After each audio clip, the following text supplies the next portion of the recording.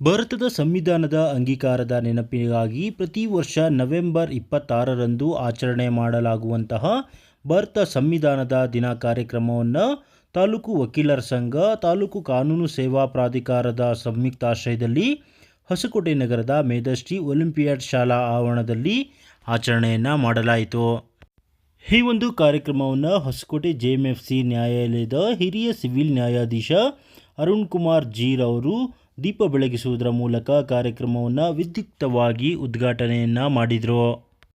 ಇನ್ನು ಇವರ ಒಟ್ಟಿಗೆ ವಕೀಲರ ಸಂಘದ ಅಧ್ಯಕ್ಷರಾದ ವೆಂಕಟಸ್ವಾಮಿ, ಸಂಪನ್ಮೂಲ ವ್ಯಕ್ತಿ ಮುತ್ಕೂರು ನಾ ಮನೋಹರ್, ವಕೀಲರ ಸಂಘದ ಉಪಾಧ್ಯಕ್ಷ ಕೆ ನಾಗರಾಜ್, ಪ್ರಧಾನ ಕಾರ್ಯದರ್ಶಿ ನವೀನ್ ಕುಮಾರ್, ಖಜಾಂಚಿ ರವಿಕುಮಾರ್, ಪ್ರಾಂಶುಪಾಲ ಮುನೇಶ್, ನಿವೃತ್ತ ಪ್ರಾಂಶುಪಾಲ ಅಶ್ವಥ್ ನಾರಾಯಣ್, ಮೇಧಶ್ರೀ ಶಾಲೆಯ ಖಜಾಂಚಿ ಬೀರಪ್ಪ ಸೇರಿದಂತೆ ಹಲವಾರು ಗಣ್ಯರು ಇದೇ ಸಂದರ್ಭದಲ್ಲಿ ಹಾಜರಿದ್ದು ಈ ಒಂದು ಕಾರ್ಯಕ್ರಮಕ್ಕೆ ವಿದ್ಯುಕ್ತವಾಗಿ ಚಾಲನೆಯನ್ನು ನೀಡಿದರು.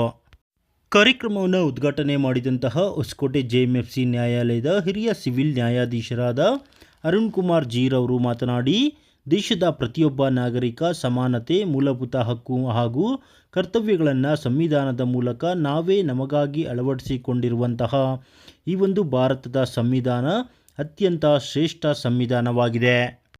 ಆದ್ದರಿಂದ ಈ ಒಂದು ಮಹತ್ವವಾದ ಸಂವಿಧಾನವನ್ನು ದೇಶದ ಪ್ರತಿಯೊಬ್ಬ ನಾಗರಿಕರು ಓದುವುದರ ಮೂಲಕ ಅದರ ಅರಿವನ್ನು ಪಡೆದುಕೊಳ್ಳಬೇಕಾಗಿದೆ ಎಂದರು. ಇದೇ ಒಂದು ಸಂದರ್ಭದಲ್ಲಿ ಕಾರ್ಯಕ್ರಮಕ್ಕೆ ಆಗಮಿಸಿದಂತಹ ವಿವಿಧ ಗಣ್ಯರನ್ನು ಈ ಒಂದು ಮೇಧಶ್ರೀ ಒಲಿಂಪಿಯಾಡ್ ಶಾಲೆ ವತಿಯಿಂದ ಗೌರವ ಸಮರ್ಪಣೆ ಮಾಡಲಾಯಿತು. ನಾವೆಲ್ಲರೂ ಸಹ ಇಡೀ ಭಾರತದಾದ್ಯಂತ ನಾವು ಕಾನೂನು ಸಂವಿಧಾನ ದಿನಾಚರಣೆಯನ್ನು ನಾವು ಆಚರಣೆ ಮಾಡ್ತಾ ಇದ್ದೀವಿ.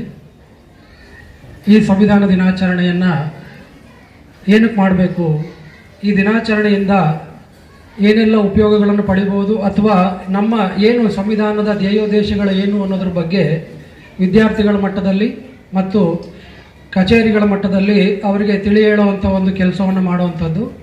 ಹಾಗೆ ಈ ಸಂವಿಧಾನದ ಬಗ್ಗೆ ಪ್ರಬಂಧಗಳನ್ನು, ಪೀಠಿಕೆಗಳನ್ನು ಅಥವಾ ಯಾವುದಾದ್ರೂ ಒಂದು ಆಟೋಟಪಗಳನ್ನು ನಡೆಸೋದ್ರ ಮೂಲಕ ಅವರಿಗೆ ಸಂವಿಧಾನದ ಉದ್ದೇಶಗಳನ್ನು ಅವರಿಗೆ ತಿಳಿಸ್ಬೇಕು ಅನ್ನೋ ಒಂದು ಉದ್ದೇಶ ಈ ದಿನಾಚರಣೆಯ ಕೆಲಸ.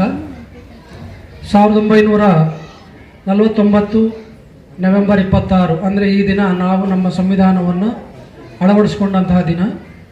ಈ ಸಂವಿಧಾನ ನಮ್ಮ ಭಾರತೀಯರಾದ ನಾವೇ ನಮ್ಮ ಸಂವಿಧಾನವನ್ನು ನಾವೇ ಅಳವಡಿಸ್ಕೊಂಡಿರೋವಂಥದ್ದು. ಇದಕ್ಕೆ ನಮ್ಮ ಬೇರೆ ಯಾರಾದರೂ ಆಗಲಿ ನಮಗೆ ಪ್ರೆಷರ್ ಹಾಕಿ ನೀವೇ ಇದನ್ನು ಅಳವಡಿಸ್ಕೋಬೇಕು, ನೀವೇ ಇದನ್ನು ಪಾಲಿಸಬೇಕು ಅಂತೇಳಿ ಹೇಳಿದಂತಹ ಒಂದು ಕಾನೂನಲ್ಲ ಇದು.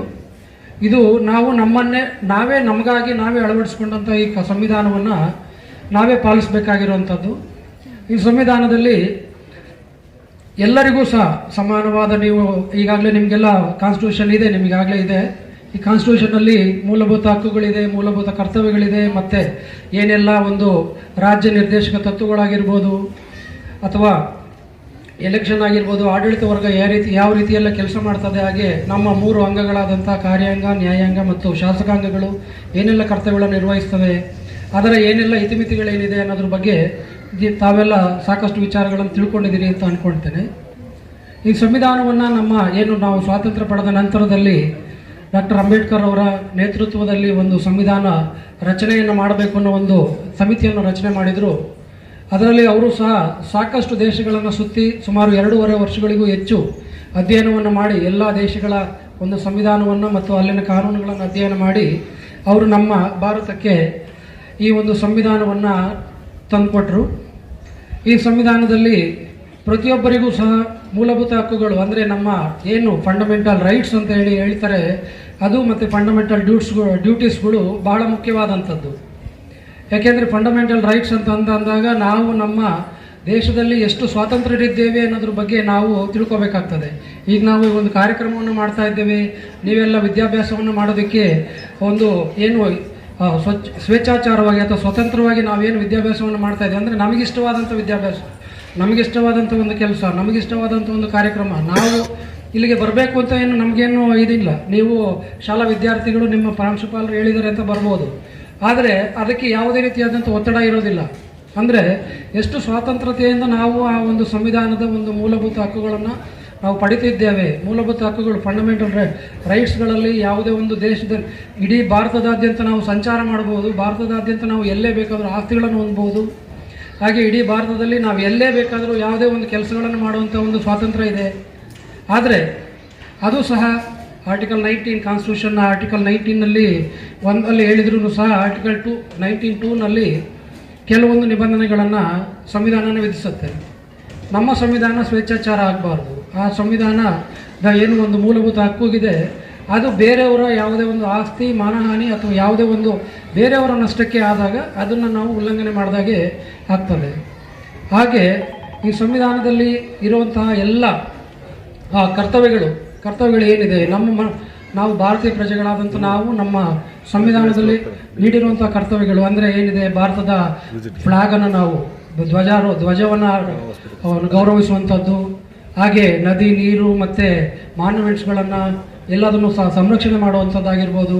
ಹಾಗೆ ದೇಶದ ಕಾನೂನುಗಳನ್ನು ನಾವು ರಕ್ಷಣೆ ಮಾಡುವಂಥದ್ರ ಜೊತೆಗೆ ಅದನ್ನು ಪಾಲಿಸುವಂಥದ್ದು, ಈ ರೀತಿಯಾದಂಥ ಸಾಕಷ್ಟು ಕರ್ತವ್ಯಗಳು ಸಹ ನಮ್ಮಲ್ಲಿದ್ದಾವೆ.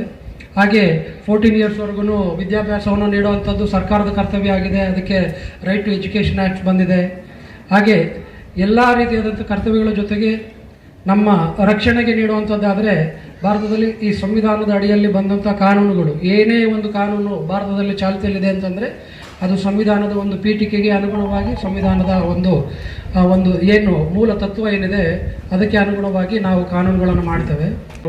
ತಾಲೂಕು ಕಾನೂನು ಸೇವಾ ಸಮಿತಿ ಹಾಗೂ ವಕೀಲರ ಸಂಘ ಹಾಗೂ ಆದಿತ್ಯ ಪ್ರಥಮ ದರ್ಜೆ ಕಾಲೇಜು ಇವರ ಸಂಯುಕ್ತಾಶ್ರಯದಲ್ಲಿಂದು ಸಂವಿಧಾನ ದಿನಾಚರಣೆಯ ಅಂಗವಾಗಿ ಕಾನೂನು ಅರಿವು ನೆರವು ಕಾರ್ಯಕ್ರಮ ಹಮ್ಮಿಕೊಂಡಿದ್ದು, ಈ ಕಾರ್ಯಕ್ರಮನ ಉದ್ಘಾಟನೆ ಮಾಡಿ ಹಾಗೂ ಉದ್ಘಾಟನೆ ಭಾಷಣ ಮಾಡಿದಂಥ ಅರುಣ್ ಕುಮಾರ್ ಸಾಹೇಬ್ರೆ, ಸುಮಾರು 1 ಗಂಟೆಗಳ ಕಾಲ ನಿಶಬ್ದವಾಗಿದ್ದಂಥ ಎಲ್ಲ ಪ್ರೀತಿಯ ಮಕ್ಕಳೇ, ನೋಡಿ ಇವತ್ತು ನಮ್ಮ ನ್ಯಾಯಾಧೀಶರು ಇಲ್ಲಿಗೆ ಬಂದ್ಬಿಟ್ಟಿದ್ದಾರೆ ನಿಮ್ಮ ಸ್ಕೂಲ್ ಹತ್ರ.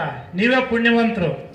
ಯಾಕಂದರೆ ಒಂದು ನ್ಯಾಯಾಲಯ ನೋಡ್ಬೇಕಂತ ಎಲ್ಲೂ ನೋಡೋದಕ್ಕಾಗಲ್ಲ. ಆದ್ರೂ ನೀವು ನ್ಯಾಯಾಧೀಶರೇ ಬಂದು, ಹೆಂಗಂದ್ರೆ ಇವತ್ತು ನಮ್ಮ ನ್ಯಾಯಾಧೀಶರು ಹುಟ್ಟತಾಯಿಂದ ಸಾಯೋವರೆಗೂ ಇರುವಂಥ ಕಾನೂನುಗಳು ತಿಳಿಯಾಗಿ ತಮಗೆ ತಿಳಿಸ್ಕೊಟ್ಟಿದ್ದಾರೆ. ಈಗ ನಾವು ಕಾನೂನು ಬಗ್ಗೆ ಹೇಳ್ತಾ ಹೋದರೆ ದಿನಗಳೇ ಬೇಕಾಗ್ತದೆ. ಆದ್ದರಿಂದ ಮುಂದಿನ ದಿನದಲ್ಲಿ ಬರ್ತೀವಿ, ತಮಗೆ ಯಾವ ಸ್ಪೆಸಿಫಿಕ್ ಸಬ್ಜೆಕ್ಟ್ ಬೇಕಾಗಿದ್ರೆ ಅದನ್ನು ತಿಳಿಸ್ಕೊಡ್ತೀವಿ. ನೋಡಿ, ಈಗ ನಮ್ಮ ದೇಶದಾದ್ಯಂತ ಕಾನೂನು ಸಾಹೇಬ್ರು ಹೇಳ್ದಂಗೆ ಹಲವು ರೀತಿ ಇವತ್ತು ಸಂವಿಧಾನ ದಿನಾಚರಣೆ ಆಚರಣೆ ಮಾಡ್ತಾ ಇರೋದು ಅಲ್ವಾ. ಅದೇ ರೀತಿ ನಮ್ಮದು ಜಿಲ್ಲಾ ಕಾನೂನು ಸೇವಾ ಸಮಿತಿ ಈ ಮಕ್ಕಳಿಗೆಲ್ಲನೂ ಶಾಲಾ ಮತ್ತು ಕಾಲೇಜು ಲೆವೆಲ್ಗಳಲ್ಲೇ ಸಂವಿಧಾನದ ಬಗ್ಗೆ ಅರಿವು ಮೂಡಿಸ್ಬೇಕು ಅನ್ನೋ ಒಂದು ಮುಖ್ಯ ಉದ್ದೇಶದಿಂದ ಇವತ್ತು ತಮ್ಮ ಕಾಲೇಜಲ್ಲಿ ಕಾನೂನಿನ ಅರಿವು ಕಾರ್ಯಕ್ರಮ ಹಮ್ಮಿಕೊಂಡಿದ್ದೀವಿ ಅಲ್ವಾ. ಈಗ ಅರ್ಥ ಆಯ್ತಾ? ಅಂದರೆ ನೀವೊಬ್ಬರೇ ತಿಳ್ಕೊಂಡ್ರೆ ಸಾಲದು ಅಲ್ವಾ. ಸಾಹೇಬ್ರು ಒಂದು ಹೇಳಿದ್ರು, ಇಗ್ನೋರೆನ್ಸ್ ಆಫ್ ಲಾ ಇಸ್, ಅದು ಕೇಳಲಿಲ್ವಾ? ಹೇಳ್ಬೇಕು, ಕೋರಸ್ ಕೊಡ್ಬೇಕು ಸ್ವಲ್ಪ. Ignorance of law is no excuse. ಅಂದರೆ ನಾನೇನೋ ತಪ್ಪು ಮಾಡಿಬಿಟ್ಟೆ, ಅಯ್ಯೋ ನನಗೆ ಕಾನೂನು ಗೊತ್ತಿಲ್ಲ ಅಂತ ಹೇಳಿದ್ರೆ ನಾವು ತಪ್ಪಿಸ್ಕೊಳಕ್ಕಾಗಲ್ಲ. ನಾವು ಯಾವತ್ತಾದ್ರೂ ಬೇಸಿಕ್ಕು ಕಾನೂನೆಲ್ಲ ತಿಳ್ಕೊಬೇಕಾಗಿದ್ದು ನಮ್ಮ ಕರ್ತವ್ಯ ಅಲ್ವಾ. ತಮಗೆ ಬೇಸಿಕ್ ಕಾನೂನು ಬೇಕಾದ್ರೆ ತಮ್ಮ ಪ್ರಿನ್ಸಿಪಾಲ್ಗೆ ಹೇಳ್ತೇವೆ, ಒಂದು ನಮ್ಮ ನ್ಯಾಯಾಲಯದಲ್ಲಿ ಸಿಗುತ್ತೆ ಪುಸ್ತಕ, ಬೇಕಾದ್ರೆ ಯಾವಾಗಾದ್ರು ಪ್ರಿನ್ಸಿಪಾಲ್ ಬಂದರೆ ನಾವು ಉಚಿತವಾಗಿ ಅವ್ರಿಗೆ ಲೈಬ್ರರಿಗಾಗಿ 1-2 ಬುಕ್ಸು ಕೊಡ್ತೀವಿ.